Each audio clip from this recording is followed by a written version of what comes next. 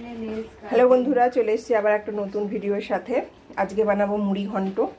এই যে একটা আলু আমি একটু ভেজে রেখে দিয়েছি, আর কিছু কাঁচা লঙ্কা আছে, এগুলো দেবো তরকারিতে।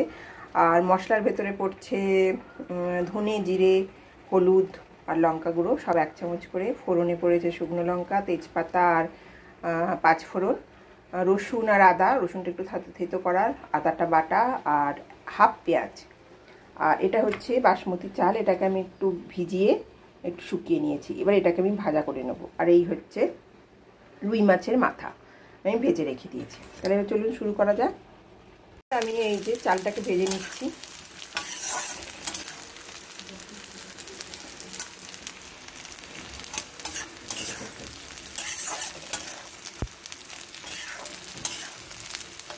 চালটা ভাজা হয়ে গেছে, এবার আমি ফোড়ন দেব।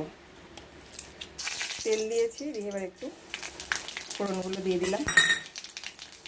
ফোড়নগুলো একটু ভাজা হয়ে গেলে এবার দেবো রসুন,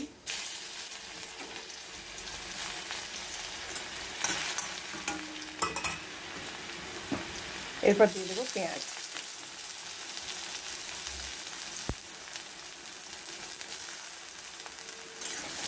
এটা একটু ভালো করে ভাজা ভাজা হয়ে যাবে।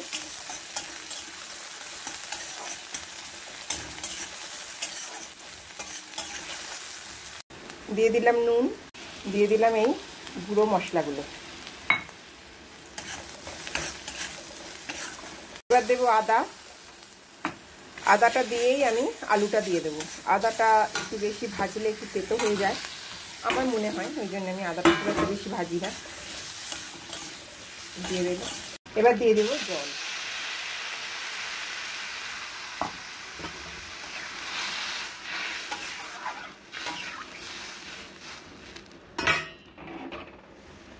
এবার ঢাকা দিয়ে দেবো। আলুটা একটু সেদ্ধ হোক, তারপরে ফিরছি।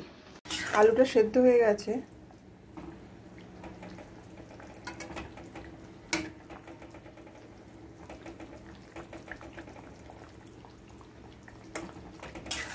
এবার এটা আমি চালটা দিয়ে দেবো, আর একটু সিদ্ধ হবে, তার আগে আমি চালটার ভেতরে দিয়ে দেবো।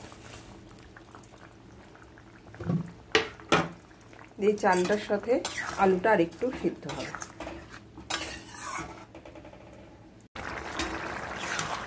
চালগুলো হয়ে গেছে, মানে সিদ্ধ হয়ে গেছে। এরপর আমি এই যে মুড়োগুলোকে আমি একটু ভেঙে রেখেছিলাম, এটা এর সঙ্গে অ্যাড করে দেবো।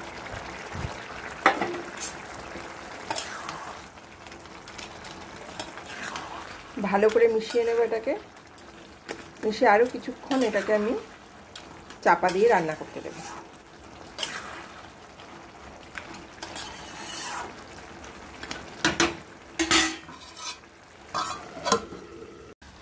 এবার দেবো একটু অল্প চিনি দেবো।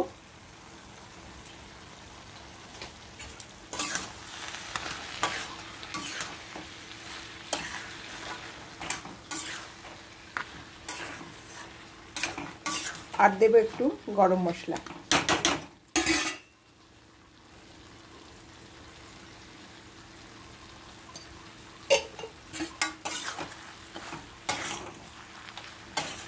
এবার দেবো 1 চামচ ঘি।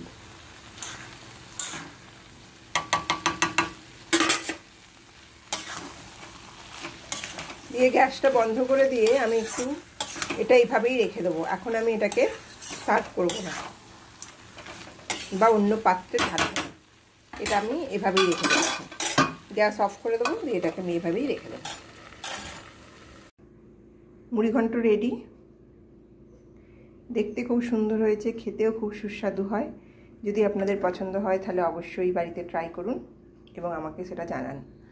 আর ভিডিওটা দেখে যাওয়ার আগে অবশ্যই লাইক করুন, কমেন্টস করুন এবং সাবস্ক্রাইব করুন, এবং পারলে একটু শেয়ার করে দিন। ওকে, বাই। আসবো নতুন আবার একটা ভিডিওর সাথে।